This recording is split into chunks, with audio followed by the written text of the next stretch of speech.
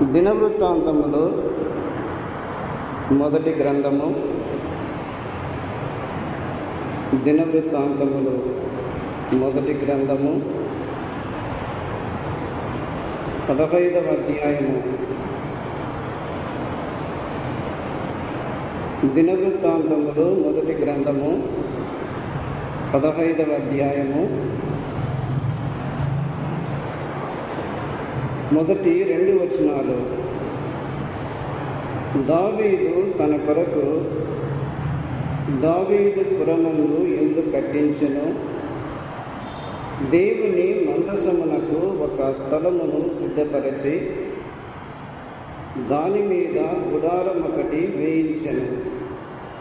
మందసమును ఎత్తుటకును నిత్యము తనకు సేవ చేయుటకును యెహోవా లేవీయులను ఏర్పరచుకొనెనని చెప్పి, వారు తప్ప మరి ఎవరును దేవుని మందసమును ఎత్తకూడదని దావీదు ఆజ్ఞ ఇచ్చెను.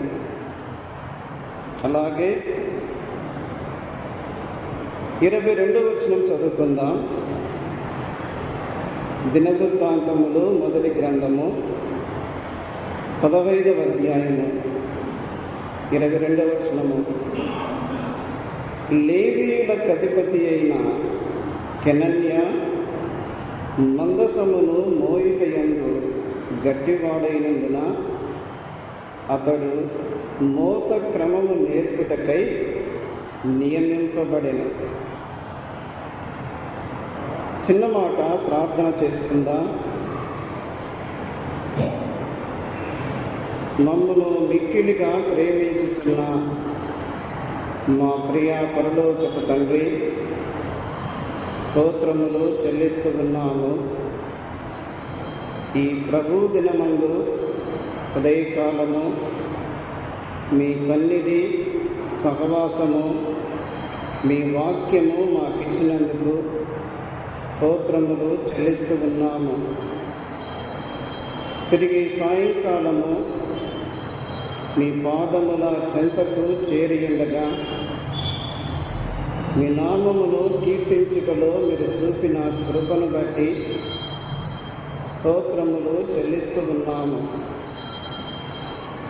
మీ గ్రంథములో నుండి మీ లేఖనములో మేము చదువుకొని ఉండగా మాతో మీరు మాట్లాడమని, మమ్మను దర్శించమని, నిలవబడిన వాడు బలహీనుడు ఎన్నిక లేనివాడు అని జ్ఞాపకం చేసుకుంటూ కనికరించమని యేసు క్రీస్తు నామమున స్తోత్రములు చెల్లించి వేడుకొనుచున్నాము తండ్రి. ఆమేన్. ప్రభువునందు ప్రియులారా, దినవృత్తాంతములు మొదటి గ్రంథము 15వ అధ్యాయములో మనకు ఒక వ్యక్తి కనిపిస్తున్నాడు. ఆ వ్యక్తి పేరు కెనన్య. ఈ అధ్యాయము మనము చదువుతున్నప్పుడు దేవుని మందసమును దావీదు ఒక క్రమమైన పద్ధతిలో తీసుకొని వస్తున్నాడు. దేవుని మందసమును ఒక క్రమమైన పద్ధతిలో తెచ్చుచున్న సందర్భములో ఆ మందసమును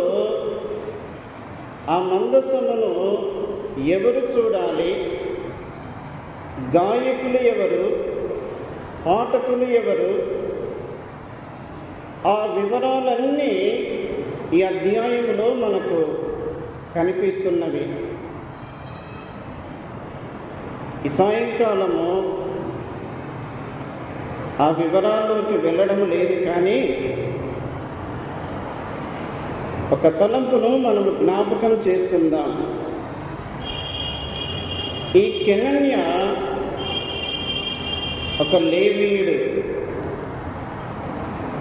కెనన్య ఒక లేవీయుడు. ఒక లేవీయుడుగా ఉండి లేవీయులకు అధిపతిగా ఉండి మందస మోత క్రమమును నేర్పుటలో గట్టివాడుగా కనిపిస్తున్నాడు. లేవి అనగానే మనకు యాకోబు, లేయా వారి సంతానములో నుండి పుట్టిన కుమారుడు కదా. రూబేను, సిమ్యోను, లేవి, యూదా. యూదా వారి గోత్రము ప్రత్యక్షపు గుడారములో తూర్పు దిక్కున వేయబడుట మనము చూస్తున్నాము. యూదా గోత్రము ప్రత్యక్షపు గుడారములో తూర్పు దిక్కున వేయబడుట.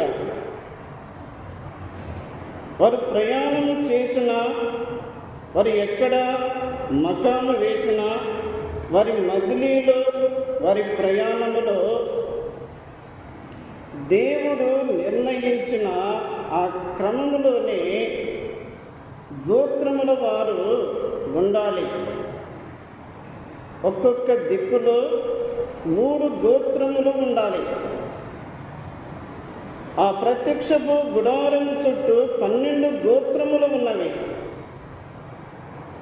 అందులో తూర్పు దిక్కున యూదా గోత్రము మనము చూస్తున్నాము. యూదా అనగా ప్రభువును స్తుతించువాడు.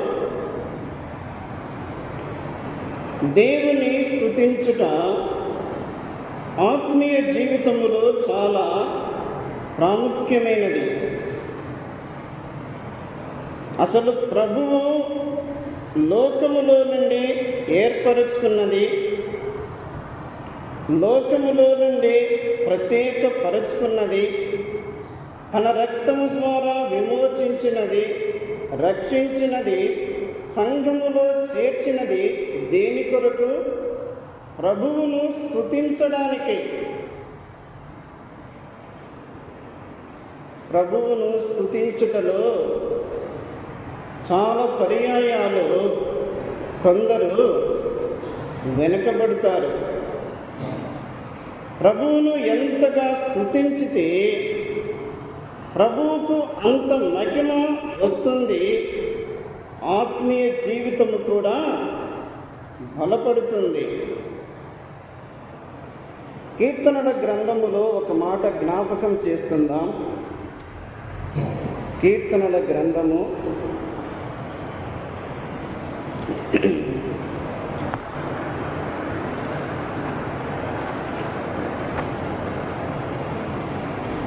76వ కీర్తన చూడండి.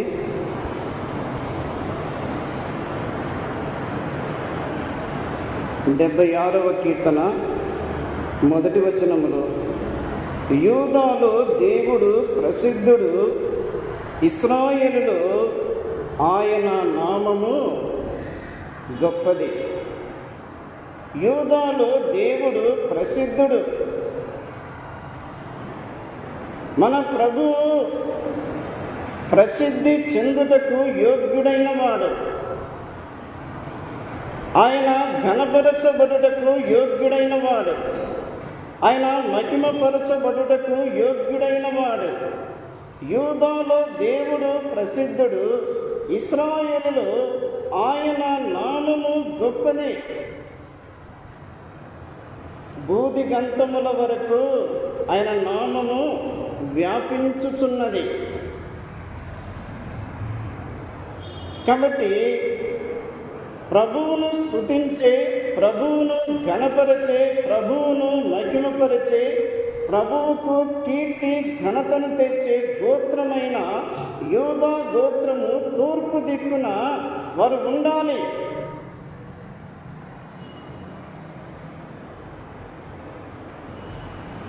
దేవుని మందిరములో ప్రత్యక్షపు గుడారములో లేవీయుల పాత్ర ఉన్నది. లేవీయులు వారు దేవుని సేవ చేసేవారు.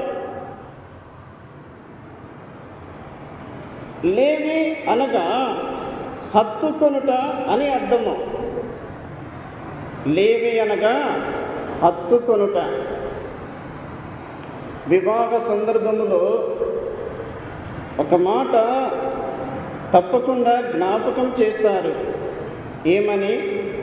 పురుషుడు తమ తండ్రిని తల్లిని విడిచి తన భార్యను హత్తుకొనును.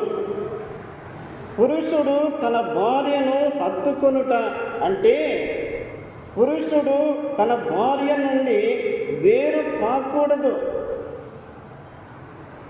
పురుషుడు తన భార్యను వదిలిపెట్టకూడదు. అంటే అది విడదీయరాని సంబంధము. అందుకే పురుషుడు భార్యను హత్తుకొనుటలో దైవ నియమము ఏ విధముగా ఏర్పడి ఉందో దేవుని పిల్లలమైన మనము కూడా మన ప్రభువును హత్తుకొని ఉండాలి. ఏ పరిస్థితులలోనైనా మనము ప్రభువును విడిచిపెట్టకూడదు. మనము ప్రభువును వదిలిపెట్టకూడదు. కష్టములో కానీ, నష్టములో కానీ, ఇబ్బందులలో కానీ, వ్యాధులలో కానీ, బాధలలో కానీ, అనుకూల పరిస్థితులలో, ప్రతి పరిస్థితులలో, ఏ పరిస్థితులలోనైనా ప్రభువును ఏమాత్రము కూడా విడిచిపెట్టకూడదు. ఇది లోతైన బాండింగ్. ప్రభువుకు తన బిడ్డలకు ఉన్న లోతైన బంధము ఇది. సాధారణంగా కొన్ని పరిస్థితులను బట్టి సహవాసము దూరమవుతుందే కానీ సంబంధము దూరం కాదు. ఆ సంబంధము అలాగే ఉంటుంది. సహవాసము కొంచెం అటు ఇటైనా తిరిగి మరలా రికవర్ అవుతుంది. దేవుని హత్తుకొనుట చాలా ప్రాముఖ్యమైనది. కీర్తనల గ్రంథములో ఒక మాట మనం చదువుకుందాం. 119వ కీర్తన, 119వ కీర్తన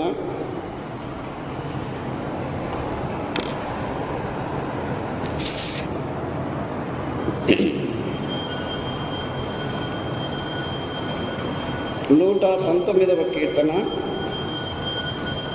31వ వచనము. యెహోవా, నేను నీ శాసనములను హత్తుకొని ఉన్నాను, నన్ను సిగ్గుపడనీయకుము.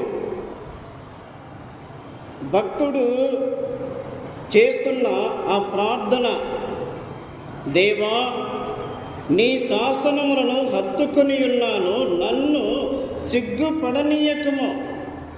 ఒక విశ్వాసి దేవునికి దగ్గరవుతూ ఉన్నప్పుడు, ఒక విశ్వాసి దేవునిలో లీనమైపోతున్నప్పుడు ఏమాత్రము కూడా సిగ్గుపడడు.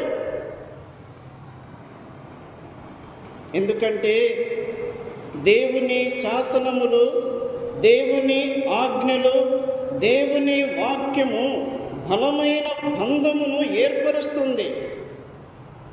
అక్కడే చూడండి, 119వ కీర్తన 43వ వచనము. నా నోట నుండి సత్యవాక్యమును ఏమాత్రమును తీసివేయకము, నీ న్యాయ విధుల మీద నా ఆశ నిలిపి ఉన్నాను. భక్తునికి ఉన్న ఎంత చక్కని ఆశ ప్రియులారా! నా నోట నుండి నీ సత్యవాక్యమును ఏమాత్రము తీసివేయకము. దేవుని వాక్యము అంతరంగములో నుండి తీసివేయబడితే, దేవుని వాక్యము నోటిలో నుండి తీసివేయబడితే అంతరంగములో కానీ నోటిలో కానీ ఇంకేముంటుంది? లోక సంబంధమైనదే ఉంటుంది. అందుకే నా నోట నుండి సత్యవాక్యమును ఏమాత్రము తీసివేయకము, నీ న్యాయ విధుల మీద నేను ఆశ నిలిపి ఉన్నాను. భక్తునికి దేవుని వాక్యము మీద, దేవుని ఆజ్ఞల మీద, దేవుని ధర్మశాస్త్రం మీద ఎంత మక్కువ ఉన్నది. చాలాసార్లు దేవుని వాక్యమును అలవాటు ప్రకారముగా చదువుతూ ఉంటాము. కానీ దేవుని వాక్యమును ప్రార్థనాపూర్వకముగా మనసు పెట్టి వాక్యము మీద శ్రద్ధ నిలిపి దేవుని వాక్యమును చదువుతూ ఉన్నప్పుడు, చదువుతూ ఉన్న కొలది అందులో ఉన్న మాధుర్యము మనకు దొరుకుతుంది, అందులో ఉన్న తృప్తి మనకు దొరుకుతుంది, అందులో ఉన్న బలము మనకు దొరుకుతుంది. ఈనాడు ఇది దేవుని గ్రంథమే కదా, ఇందులో ఉన్నవి పేపర్లే కదా అని దేవుని గ్రంథమును ప్రక్కన పెట్టి సెల్ ఫోన్ మీద ఎక్కువగా ఆధారపడుతున్నారు. దేవుని గ్రంథమునకు ఉన్న విలువ ఆ వ్యక్తి జీవితానికే విలువను తీసుకొని వస్తుంది. లేవి హత్తుకొనువాడు, వారి కుటుంబము కానీ, వారి గోత్రము కానీ, వారి వంశము కానీ, వారు ప్రభువును హత్తుకొనువారు, వారు ప్రభువును ప్రేమించువారు, వారు ప్రభువును సేవించువారు, వారు పరిశుద్ధ స్థలములో పరిచర్య చేయుట కొరకై నిర్ణయించబడిన వారు. ఈనాడు సంఘాలలో ఒక యాజకుడు, ఒక లేవీయుడు ఏర్పడినప్పుడు సంఘము ఎంత క్షేమకరముగా ఉంటుంది. కానీ ప్రియులారా, విచారకరం ఏమిటి అంటే భక్తి జీవితము క్రమక్రమముగా సన్నగిల్లిపోతుంది, ఆత్మీయత చల్లారిపోతుంది. ఎందుకంటే ఒకవైపు భక్తిహీనులు పెరుగుతూ ఉన్నారు, భక్తిహీనులు వృద్ధి చెందుతూ ఉన్నారు. వారి యొక్క వృద్ధి ఎదుట మనకున్న భక్తిని మనము పెంచుకొనలేక మనం ఏమైపోతున్నాం? నీరసిల్లి పోతున్నాము. ఇదే కీర్తనాకారుడు ఒక మాట వ్రాస్తున్నాడు చూడండి. 12వ కీర్తన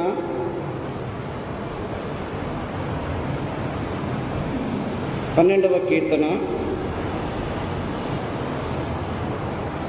1వ వచనములో, యెహోవా నన్ను రక్షింపుము, భక్తి గలవారు లేకపోయిరి, విశ్వాసులు నరులలో ఉండకుండా గతించిపోయిరి. భక్తుని యొక్క ప్రార్థన మనకు కనిపిస్తుంది. దేవా నన్ను రక్షించుము, నా ప్రక్కన నా తోటి వారు భక్తి గలవారు లేరు, ఆత్మీయులు లేరు, ప్రార్థనా పరులు లేరు, నాకు ఆత్మీయ సలహాలు సూచనలు ఇచ్చేవారు లేరు, విశ్వాసులు నరులలో ఉండకుండా గతించిపోయారు, నేను కూడా పడిపోయే అవకాశం ఉంది, నన్ను రక్షింపుము అని దావీదు ప్రార్థన చేస్తున్నాడు. ఈ ఆఖరి దినాలలో, అపాయకరమైన దినాలలో ఈ ప్రార్థన మనకెంతో అవసరమై ఉన్నది. అవును ప్రభువా, నాకు ఒక ఆత్మీయుడు కావాలి, ఒక ప్రార్థనా పరుడు కావాలి, నాకు ఆత్మీయమైన సలహా ఇచ్చే సహోదరుడు కావాలి, ఆత్మీయమైన సలహా ఇచ్చే సహోదరి కావాలి, నన్ను ఆత్మీయతలో వృద్ధిపరిచే ఆత్మీయుడు నాకు కావాలి అని మనం ప్రార్థన చేస్తే ప్రభు ఏం చేస్తాడు? సిద్ధపరుస్తాడు. లేవి హత్తుకొనివాడు.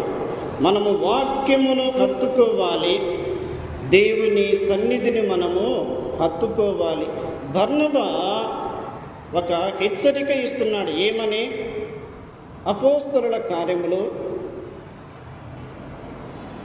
11వ అధ్యాయము. అపోస్తలుల కార్యములు 11వ అధ్యాయము 23వ వచనము.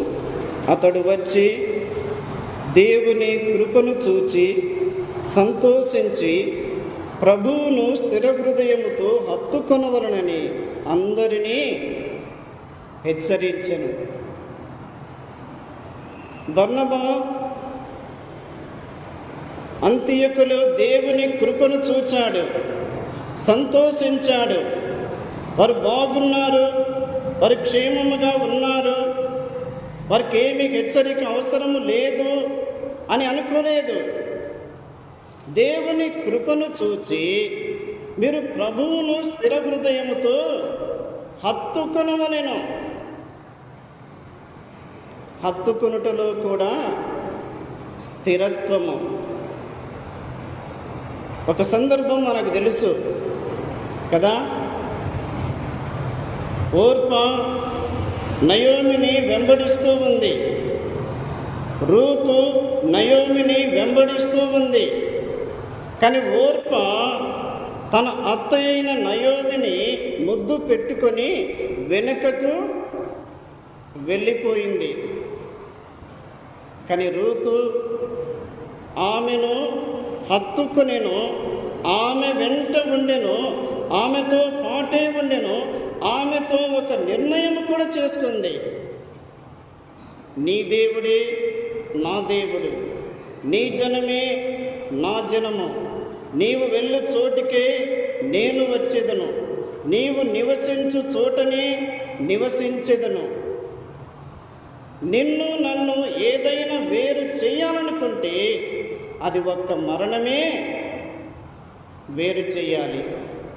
నేను మరణించినా నీవు మరణించినా నీవెక్కడ పాతి పెట్టబడదవో నేను అక్కడనే పాతి పెట్టబడదను. ఇదే ప్రియులారా లోతైన హత్తుకునే అనుబంధము. కెనన్యాను గురించి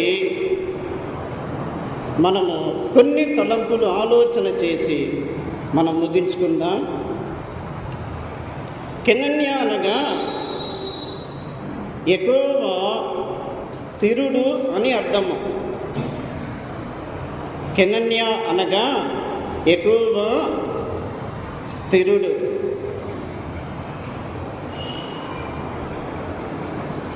స్థిరత్వము అనేది అవసరమే. ఒక వ్యక్తిని స్థిరుడు అని ఎప్పుడు చెప్పగలమంటే, ఉదాహరణకు ఒక కుటుంబము ఒక చోట అద్దెకు ఇల్లు తీసుకొని ఉద్యోగము చేసుకుంటూ కొన్ని రోజులు, కొన్ని మాసాలు, కొన్ని సంవత్సరాలు అయ్యింది. కానీ ఆ కుటుంబము తమకున్న శక్తిని బట్టి ఒక నూతన గృహము, ఒక క్రొత్త ఇల్లు తీసుకున్న తర్వాత వారిని ఏమంటాం మనము? ఆ కుటుంబము అక్కడే స్థిరపడినారు. స్థిరపడినారు అంటే అక్కడే నిలిచి ఉన్నారు. ఇక ప్రక్కకు జరుగుటకు అవకాశము లేదు. స్థిరుడు అనగా మరొక అర్థం ఏమిటి అంటే నిలిచి ఉండుట. ఒక 3 మాటలు నేను జ్ఞాపకం చేస్తాను.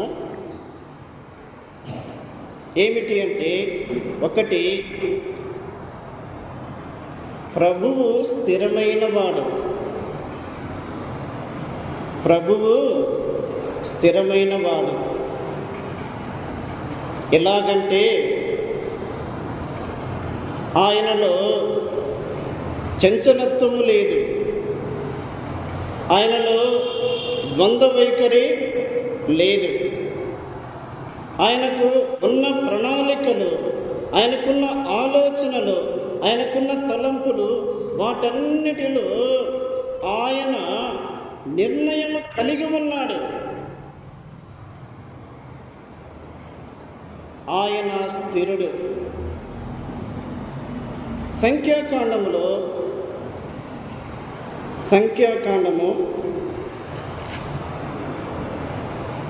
23వ అధ్యాయము. సంఖ్యాకాండము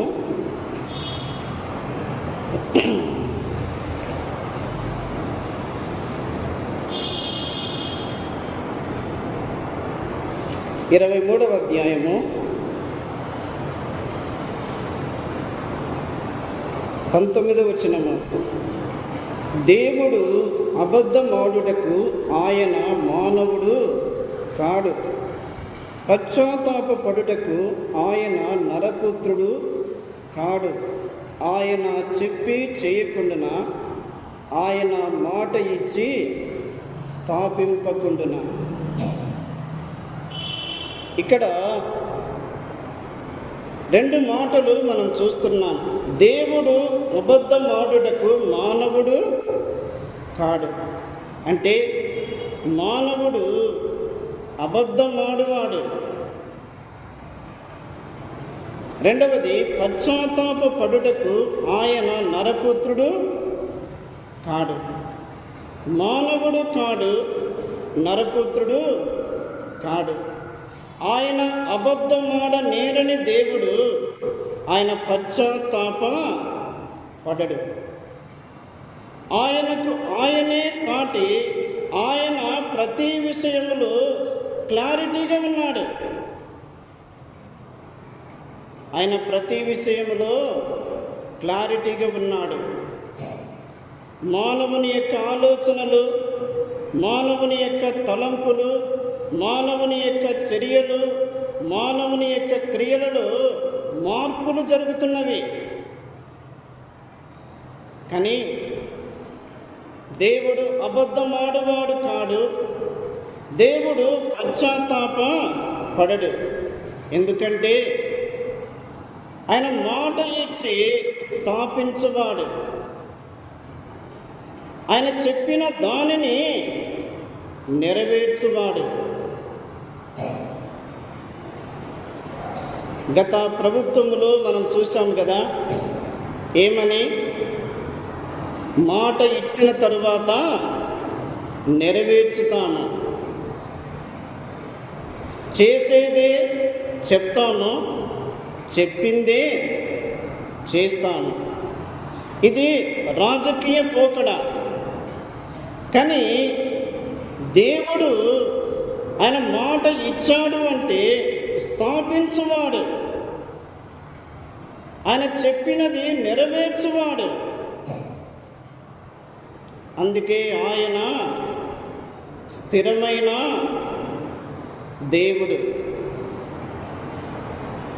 ఒక మాట చూడండి, దినవృత్తాంతములు 2వ గ్రంథము 6వ అధ్యాయము. దినవృత్తాంతములు 2వ గ్రంథము 6వ అధ్యాయము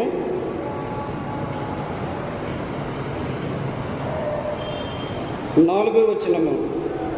మరియు రాజు ఇట్లు ప్రకటన చేసెను, నా తండ్రి అయిన దావీదునకు మాట ఇచ్చి తానే స్వయముగా నెరవేర్చిన ఇశ్రాయేలీయుల దేవుడైన యెహోవాకు స్తోత్రము కలుగునుగాక. సొలొమోను ఇశ్రాయేలు ప్రజలందరికీ జ్ఞాపకము చేస్తున్నాడు. ఏమని జ్ఞాపకం చేస్తున్నాడు? నా తండ్రి అయిన దావీదునకు మాట ఇచ్చిన దేవుడు, తానే స్వయముగా నెరవేర్చిన ఇశ్రాయేలుల దేవుడైన యెహోవాకు స్తోత్రము కలుగునుగాక. దేవుడు దావీదునకు మాట ఇచ్చాడు, నీ సింహాసనమును నిత్యము స్థిరపరచుదును. అది దావీదు కాలములో కానీ, సొలొమోను కాలములో కానీ, యూదావారి కాలములో కానీ దేవుడు ఇచ్చిన మాట సింహాసనము స్థిరపరుస్తూ ఉన్నాడు. స్వయముగా మాట ఇచ్చి నెరవేర్చిన దేవుడు. విలాప వాక్యములో లేక కీర్తనల గ్రంథము 60వ కీర్తన చూడండి.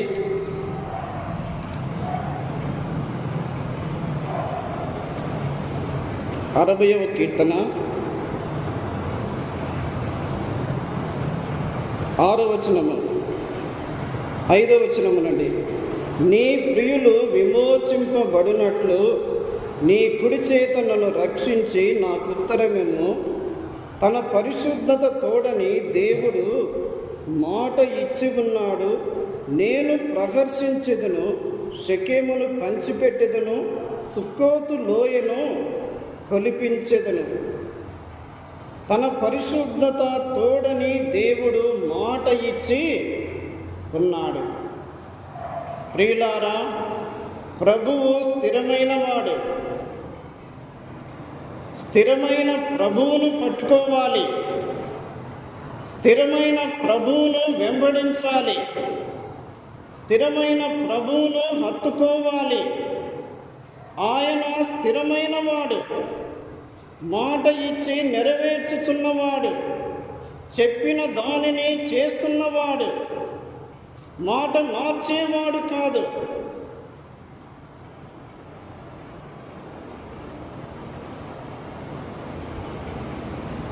మనకు తెలుసు, ఆదికాండం 18వ అధ్యాయములో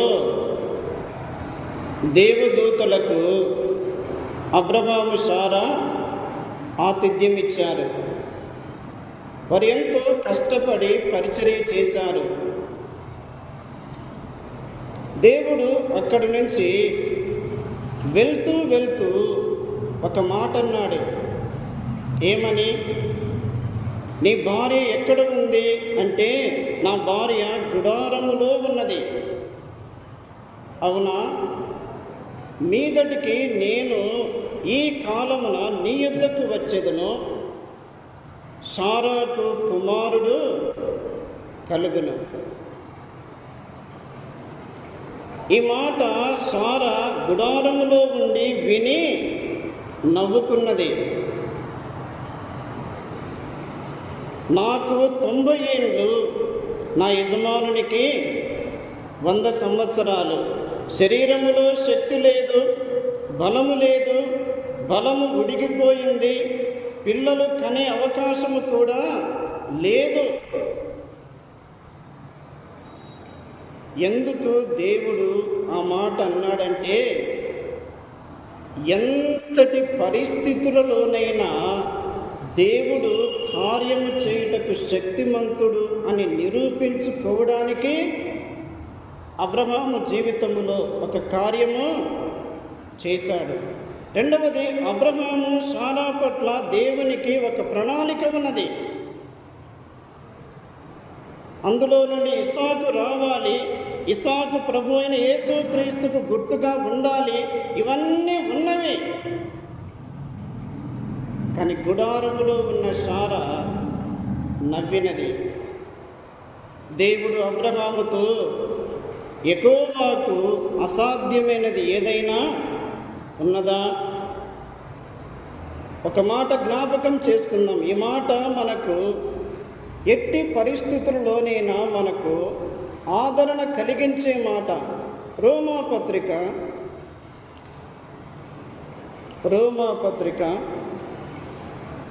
4వ అధ్యాయము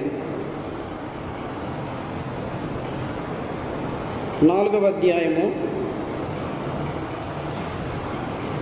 19వ వచనములో లేక 18 నుండి, నీ సంతానము ఇలాగు ఉండునని చెప్పిన దానిని బట్టి తాను అనేక జనములకు తండ్రి అగునట్లు నిరీక్షణకు ఆధారము లేనప్పుడు నిరీక్షణ కలిగి నమ్మెను. మరియు అతడు విశ్వాసమునందు బలహీనుడు కాక రమారమి 100 ఏళ్ల వయస్సు గలవాడై ఉండి అప్పటికి తన శరీరము మృతతుల్యమైనట్టును శారా గర్భమును మృతతుల్యమైనట్టును ఆలోచించెను. కానీ అవిశ్వాసము వలన దేవుని వాగ్దానమును గూర్చి సందేహింపక, దేవుని వాగ్దానమును గూర్చి ఎన్నటికీ సందేహించరాదు. 75 ఏళ్ల వయసులో తన సొంత ప్రాంతము నుండి బయలుదేరి వచ్చాడు. 25 సంవత్సరాలు ప్రభు సన్నిధిలో కనిపెట్టుకొని ఉన్నాడు.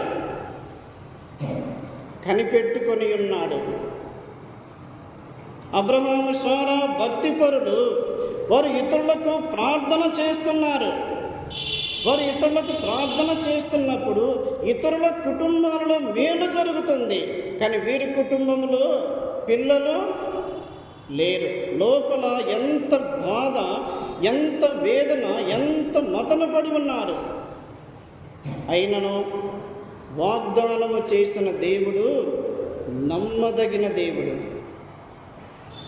ఇదే ప్రియులారా, ప్రభువు స్థిరమైనవాడు.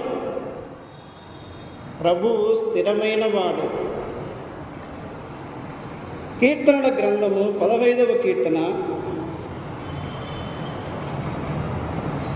15వ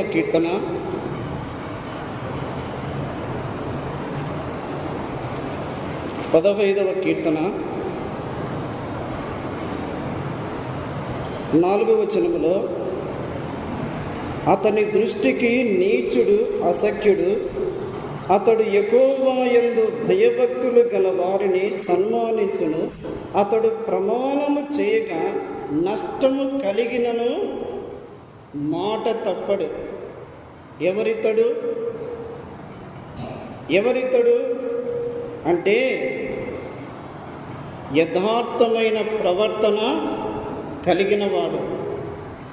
2వ వచనములో ఉంది, యథార్థమైన ప్రవర్తన కలిగినవాడు, నీతిని అనుసరించినవాడు, హృదయపూర్వకముగా నిజమును పలికినవాడు.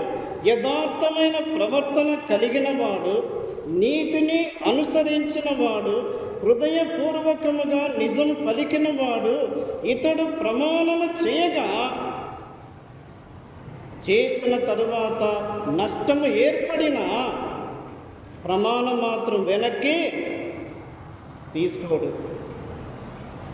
ఇతని దృష్టికి నీచుడు అసఖ్యుడుగా కనబడుతున్నాడు. కానీ ఇతని గురి దేవుని యందు భయభక్తులు కలిగినవాడు, దేవుని ఎడల యథార్థమైన ప్రవర్తన కలిగినవాడు, దేవుని నీతిని అనుసరించినవాడు, హృదయపూర్వకముగా నిజము పలుకుచున్నవాడు. అందుకే ప్రమాణము చేసిన నష్టము కలిగినను మాట తప్పడు. కాబట్టి మన ప్రభువులో నుండి మనం ఏమి చూస్తున్నామంటే, మన ప్రభువు స్థిరమైన వాడు, మానవులు అస్థిరులు. మానవునిలో కదలికలు ఉన్నవి, మానవునిలో లోపాలు ఉన్నవి, మానవునిలో బలహీనతలు ఉన్నవి. మానవునిలో ఉన్న లోపాలు, మానవునిలో ఉన్న బలహీనతలు, మానవునిలో ఉన్న కదలికలు దేవునిలో సరిచేయబడతాయి. ఒకటి, ప్రభువు స్థిరమైన వాడు. 2వ మాట నేను జ్ఞాపకం చేసి నేను ముగిస్తాను. మలాకీ గ్రంథము 3వ అధ్యాయము. మలాకీ గ్రంథము 3వ అధ్యాయము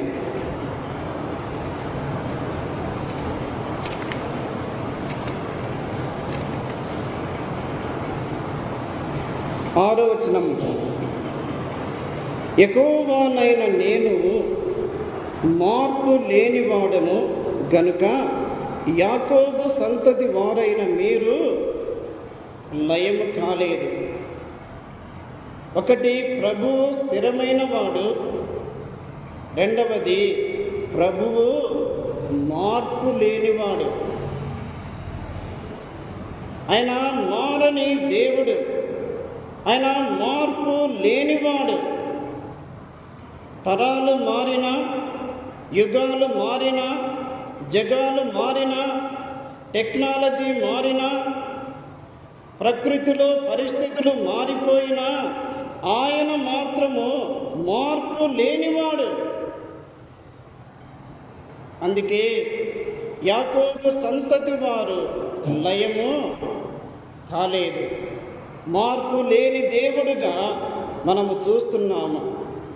మనకు తెలుసు, హెబ్రీయులకు రాసిన పత్రిక 13వ అధ్యాయంలో, హెబ్రీయులకు రాసిన పత్రిక 13వ అధ్యాయంలో 8వ వచనము, యేసు క్రీస్తు నిన్న నేడు ఒక్కటే రీతిగా ఉన్నాడు, అవును యుగ యుగములకును ఒక్కటే రీతిగా ఉండును. ఉన్నాడు, ఉండును.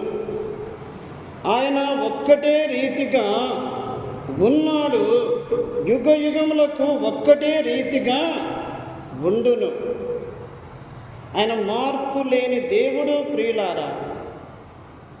ఎందుకంటే ఆయన చేత సృష్టించబడిన ప్రతి మానవుని పట్ల ఆయన గొప్ప ప్రణాళికలు కలిగి ఉన్నాడు. గొప్ప ప్రణాళికలు కలిగి ఉన్నాడు.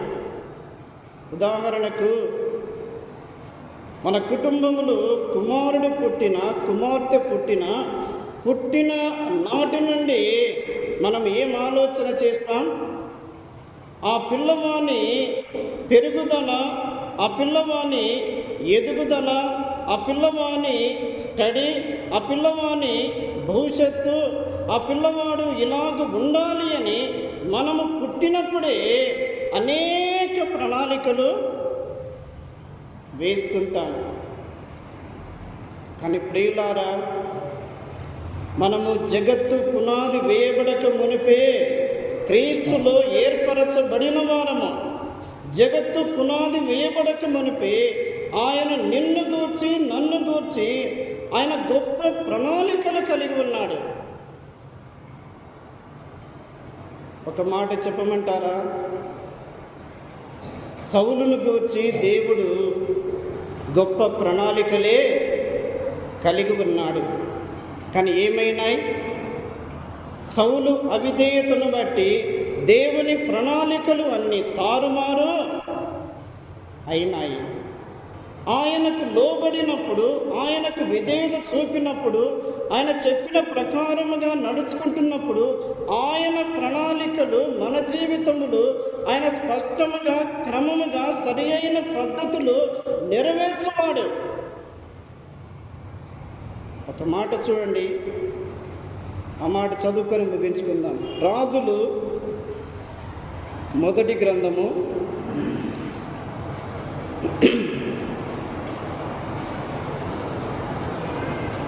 21వ అధ్యాయము. రాజులు మొదటి గ్రంథము 21వ అధ్యాయము 27వ వచనము.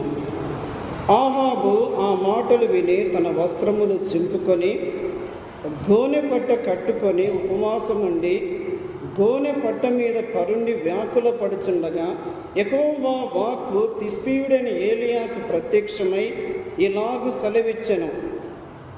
ఏమని? ఆహాబు నాకు భయపడి వినయముగా ప్రవర్తించుట చూచితివా? నాకు భయపడి అతడు వినయముగా ప్రవర్తించుట చేత ఆ అపాయము అతని కాలమునందు సంభవింపకుండా ఆపి అతని కుమారుని కాలమునందు అతని కుటుంబీకుల మీదికి నేను దాని రప్పించెదను. అపాయము ఆహాబు మీదికి ఉంది, ఆహాబు కుటుంబీకుల మీదికి ఉంది. కానీ ఆహాబు ఏం చేశాడు? గోనెపట్ట కట్టుకొని